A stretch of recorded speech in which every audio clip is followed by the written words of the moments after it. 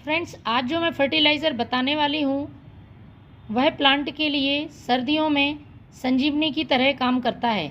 यदि आपके पौधे में ग्रोथ रुक गई है, कलियाँ नहीं बन रही हैं, एक बार फूल आकर फूल आना बंद हो गए हैं या कलियाँ फूल बनने से पहले गिर जाती हैं, पौधा एकदम कमज़ोर, रूखा, बेजान है, एकदम मरने की कगार पर पहुँच गया है, तो इस फर्टिलाइज़र को आप डालकर देखें।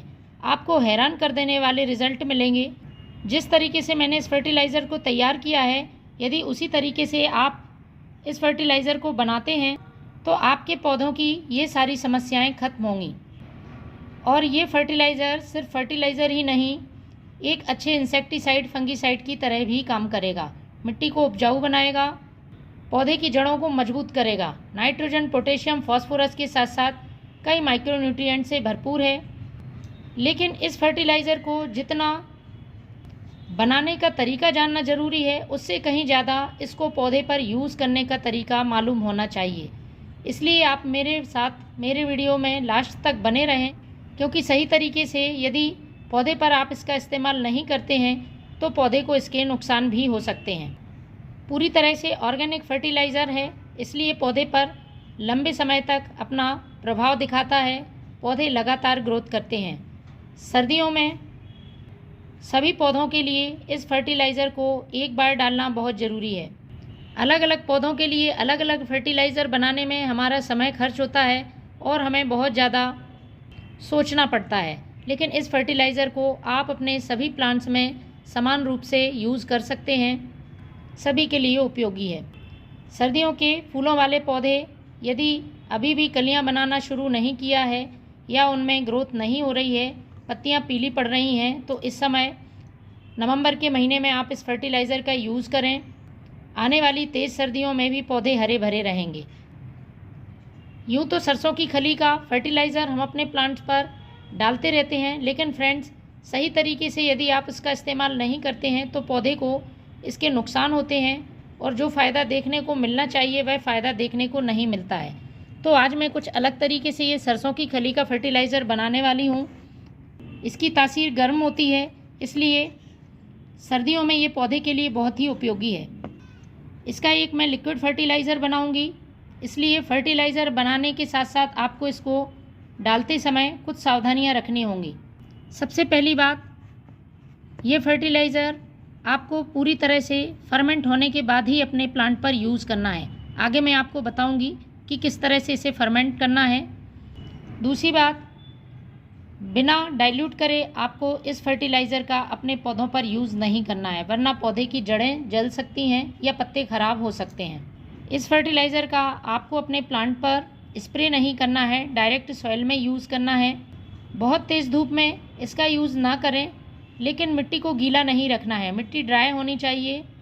यदि बहुत ज़्यादा गीली मिट्टी में आप इस फर्टिलाइज़र का इस्तेमाल करते हैं तो पौधे में फंगस लग सकता है। इसे बार बार रिपीट नहीं करना है, महीने में एक बार आप अपने सभी पौधों पर इसका इस्तेमाल कर सकते हैं। तो इस फर्टिलाइज़र को बनाने के लिए सबसे पहले ले लेना है हमें बर्तन, किसी भी बाल्टी का या ड्रम का आप इस्तेमाल कर सकते हैं। पौधों की संख्या के हिसाब से कम ज़्यादा आप इसको बना सकते हैं। 1 लीटर पानी में मैं इस सरसों की खली की मात्रा बताऊंगी, उसी हिसाब से आप घटा बढ़ा सकते हैं। और आगे चल के ये बहुत ज़्यादा फर्टिलाइज़र हो जाएगा, इसलिए 1 लीटर फर्टिलाइज़र ही काफ़ी होता है हमारे प्लांट के लिए, क्योंकि आगे हम इसे डाइल्यूट करेंगे। तो मैंने इसमें डाल दिया है लगभग 50 ग्राम सरसों की खली को। तो जितना आप सरसों की खली की मात्रा ले रहे हैं उसकी आधी मात्रा आपको लेनी है नीम खली की। ये भी पोषक तत्वों से भरपूर है, मिट्टी को इंसेक्ट, फंगस, चींटियों से बचाती है। तो 50 ग्राम मैंने सरसों की खली ली है, तो 25 ग्राम मैं ये नीम की खली ले लेती हूँ। अब इसमें आपको डाल देना है लगभग 1 लीटर पानी। अब तीसरी चीज़ जो मैं इसमें मिलाने वाली हूँ वह है ये छाछ, जिसे कि हम मट्ठा भी कहते हैं, लेकिन हमें इसकी ज़्यादा मात्रा यूज़ नहीं करनी है। 2 छोटा चम्मच छाछ आपको इसी में डाल देना है। अब हमें इसको रख देना है कम से कम 3 दिन के लिए ढककर सेमी शेड एरिया में। 3 दिन बाद ये पूरी तरह से फर्मेंट हो जाएगा, तभी हम इसका इस्तेमाल करेंगे। तो 3 दिन पहले फ्रेंड्स मैंने ये फर्टिलाइज़र बनने को रखा था कुछ इस तरह से ये फर्टिलाइज़र तैयार होगा। देखिए अच्छी तरह से फर्मेंट हो गया है और इसमें हल्की सी स्मेल भी आ रही है। इसको हमें अच्छी तरह से मिक्स कर लेना है। मिक्स करने के बाद अब हमें इसे डाइल्यूट करना होगा। तो जितना भाग आप फर्टिलाइज़र का ले रहे हैं उसका 10 गुना आपको सादा पानी मिलाना है। तो फ्रेंड्स मैंने ये फर्टिलाइज़र लिया है और इसका 10 गुना ये सादा पानी ले लिया है और इसमें हमें इस फर्टिलाइज़र को मिला देना है। अच्छी तरह से मिक्स करें। चलिए हम अब इसे अपने प्लांट में डालते हैं। ये मेरा मिर्च का प्लांट है।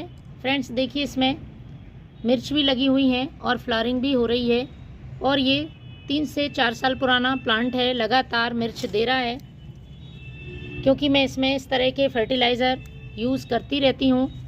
तो इसमें मैं डालने वाली हूँ, मिट्टी पूरी तरह से सूखी हुई है और इस तरह से आपको पॉट की साइज़ के हिसाब से ये फर्टिलाइज़र अपने पौधों में डाल देना है।